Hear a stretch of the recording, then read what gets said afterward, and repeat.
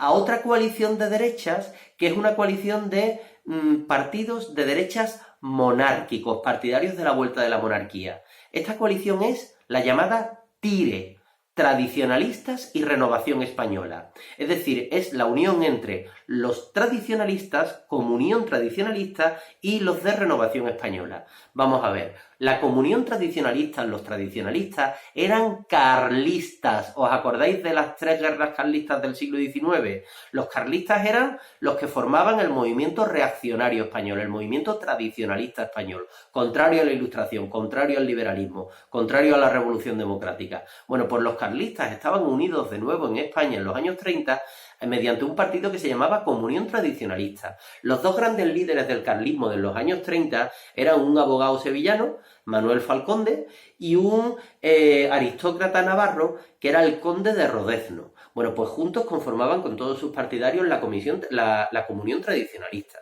que era el gran partido carlista en la época. Bueno, pues los carlistas de la Comunión Tradicionalista se unen a Renovación Española. ¿Qué era Renovación Española? Un partido de derecha, monárquico, partidario de la vuelta a la monarquía y partidario de crear una dictadura, es decir, una monarquía cuyo jefe de Estado sea el rey y cuyo gobierno sea el gobierno de una dictadura autoritaria. Este era más o menos el programa de Renovación Española. Renovación Española tenía dos grandes líderes.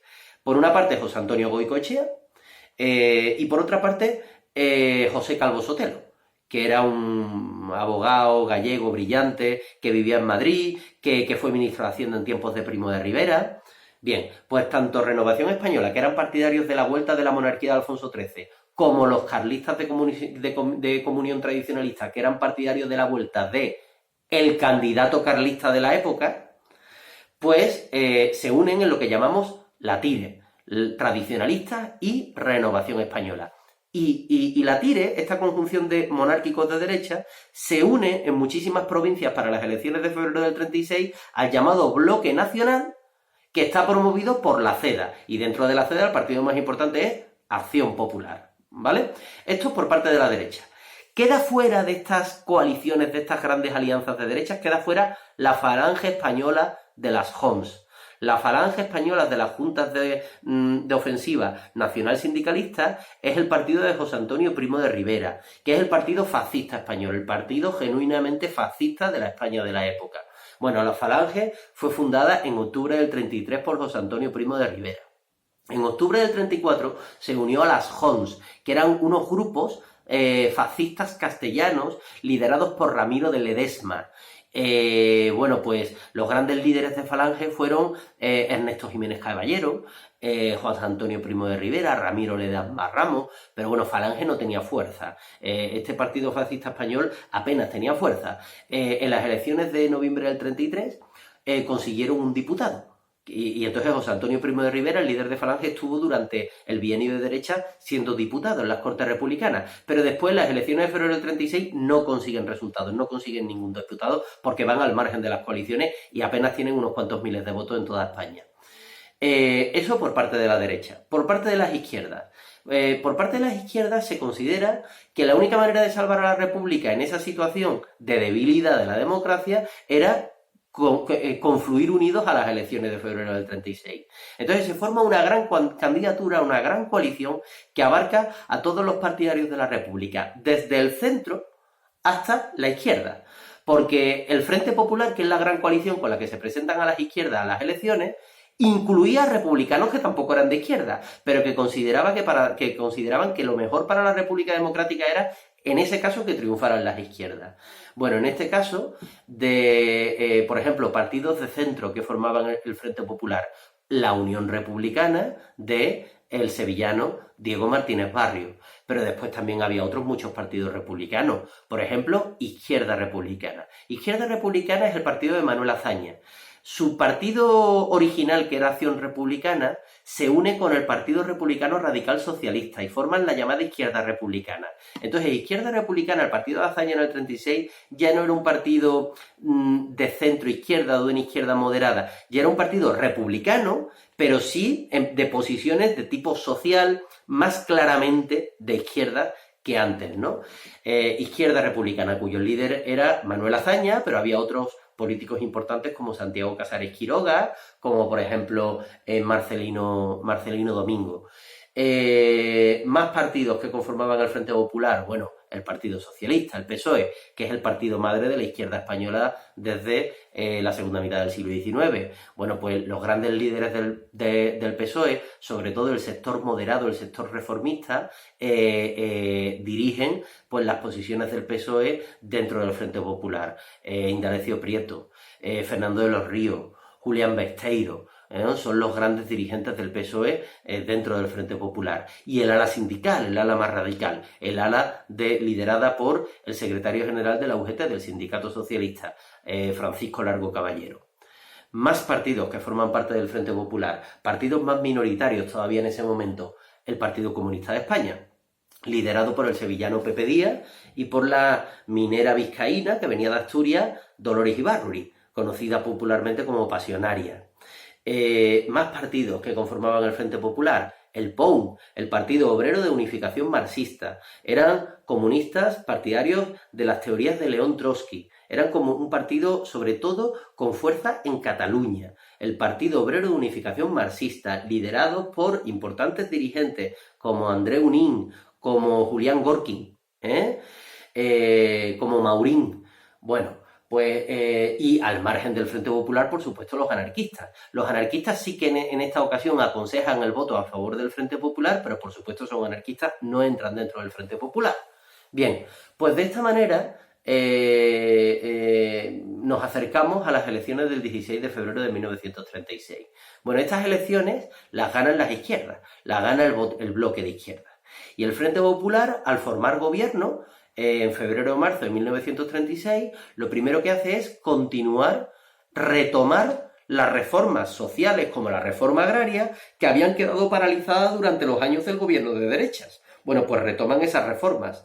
Aplican una amnistía a quienes todavía seguían presos en las cárceles debido a las revoluciones de Asturias, le devuelven la autonomía a Cataluña y de esta manera se intenta normalizar las libertades propias de una república democrática en una situación absolutamente complicada, porque ya veis cómo estaba Europa y la violencia política que se respiraba en toda Europa, se respiraba también aquí en España, ¿no? Algunos han llamado primavera trágica a la primavera de 1936, porque en una sucesión interminable de acción y reacción, pues un día pistoleros de Falange Española mataban a un obrero comunista en Madrid, al día siguiente los comunistas la emprendían contra alguien de Falange o contra alguien de derecha, en fin, fue una escalada de violencia que hizo irrespirable el clima político en la España de la época y en la Europa de la época.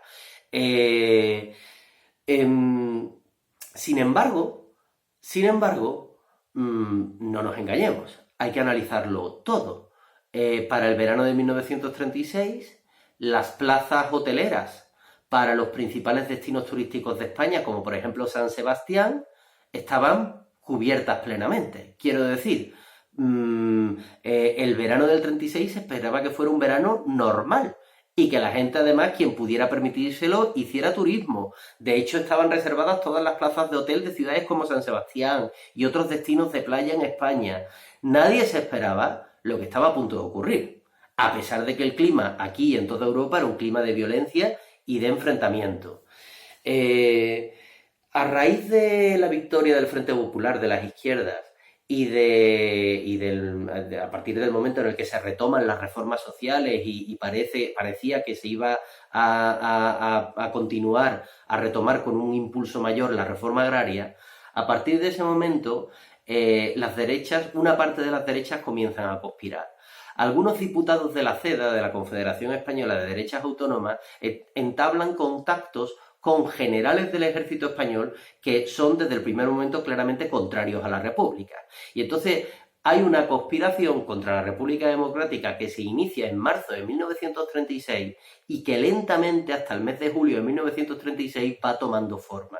Cada vez más generales del ejército se van apuntando a esa conspiración para dar un golpe de Estado, esta vez un golpe de Estado mucho más organizado que el de Sanjurjo. Sanjurjo, que era un general muy importante en la España de la época, dio un golpe de Estado contra la República en el verano del 32, intentando movilizar a las derechas contra la República, pero ese golpe de Estado, que lo dio precisamente en Sevilla, un 10 de agosto de 1932, ese golpe de Estado de Sanjurjo fracasó. Entonces, aquí, en este momento, en la primavera de 1936, una parte de los generales del ejército español, contrarios a la República, se toman su tiempo en ir planeando de una manera más minuciosa un golpe de Estado contra la República para derrocar al gobierno democrático. Bien, ese golpe se acaba produciendo en el fin de semana del 18 de julio de 1936. Ese golpe se acaba produciendo y fracasa, porque el objetivo del golpe de Estado era tomar el poder rápidamente. Francisco Franco se va a Marruecos para movilizar al ejército español en Marruecos en contra de la República. Godet se va a Barcelona para levantar la ciudad de Barcelona, los militares de Barcelona en contra de la República. Fanjul está en Madrid. Sanjurjo, que estaba exiliado en Portugal porque había dado el golpe de Estado y bueno, acabó preso, pero se le conmutó la pena con el exilio, ¿no? Y estaba en Portugal exiliado, pues quería volver. Mola, el general Mola, organiza el golpe de Estado en Navarra. Mola fue el gran director del golpe de Estado, ¿no? Pero el caso es que el golpe de Estado fracasa. ¿Por qué fracasa? Porque no logran tomar el poder. Como fracasa el golpe de Estado, el resultado es la guerra. Al fracasar el golpe de Estado, ¿qué ocurre? Que el golpe de Estado fracasa en la mitad de España, entre otros lugares, ciudades importantísimas como Madrid o Barcelona, el golpe de Estado fracasa, y sin embargo el golpe de Estado triunfa en otros lugares. Entonces el golpe de Estado lo que hace es dividir en dos España. Entonces esto de la división de España en dos se produce en el momento en el que se produce el golpe de Estado, porque los militares que han triunfado con su golpe de Estado en las ciudades donde se han alzado contra la República no quieren abandonar el poder, no quieren entregarle el poder al gobierno republicano. Y en otros muchos territorios muy importantes ha fracasado el golpe de Estado. Pues al final se hace inevitable en el verano de 1936 la guerra entre el territorio español controlado por la República Democrática y el territorio español controlado por los militares golpistas que se han levantado, que se han sublevado contra el gobierno legítimamente elegido.